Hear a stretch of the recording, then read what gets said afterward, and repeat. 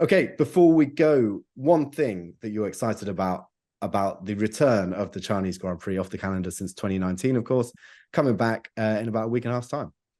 I am very excited to see the drivers attacking a track that they haven't looked at in a while.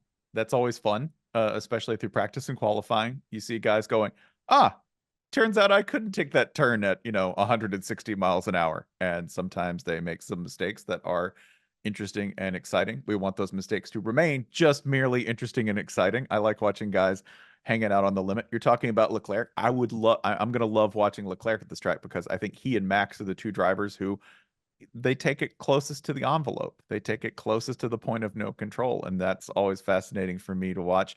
I'm also fascinated to watch. We just got off of, I feel like you pass it from one fan base to the next. We just got done with Japan. That's a real hard act to follow. So I want to see if the Chinese crowds are abundant. I want to see if they show up because I know attendance has been an issue with this. This track is in Shanghai. Okay. I will state this. I live in Atlanta and we say things are in Atlanta. That might be 50 miles down the road. Okay. Because it sprawls kind of how things work here.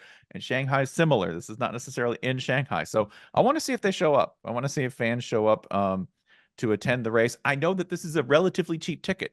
I know that you can get into this race for something like 60 or 70 bucks. Like that can happen if you hit the ticket market at the right point in China. So cheap ticket, y'all. Try it.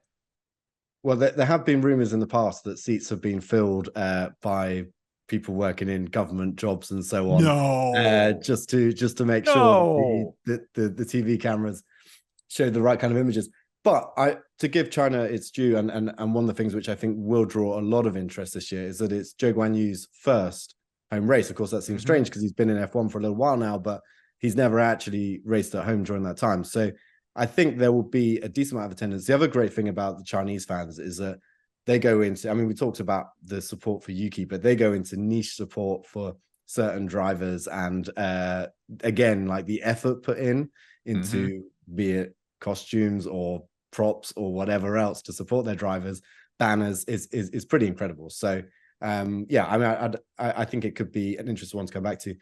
The other thing, yeah, just going back to what you say about practice sessions and so on, back on a track where this generation of cars have not raced before, is that it's a sprint race. So we only have one practice session, and then we're straight into this slightly changed sprint format where we go into sprint qualifying first, then the sprint race, then qualifying, then the race.